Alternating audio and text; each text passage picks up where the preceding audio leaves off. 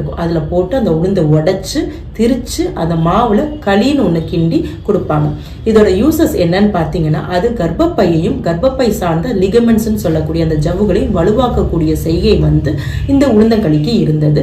மேலும் அதில் வந்து நாட்டு சர்க்கரையும் நல்லெண்ணெயும் சேர்த்து சாப்பிட சொல்லுவாங்க. நல்லெண்ணெயில வந்து விட்டமின் இ நிறைய இருக்கிறனால, அது கருமுட்டையோட வளர்ச்சிக்கு ஏதுவாக இருக்கிறனால விட்டமின் ஈயும் கால்சியமும் நிறைஞ்ச இந்த உளுந்தங்களியை பெண் ஏஜ் அட்டன் பண்ண உடனே அந்த காலத்தில் கொடுத்துட்டு வந்தாங்க. இன்னைக்கு அதோட செய்கை ரொம்பவே குறைஞ்சி போச்சு.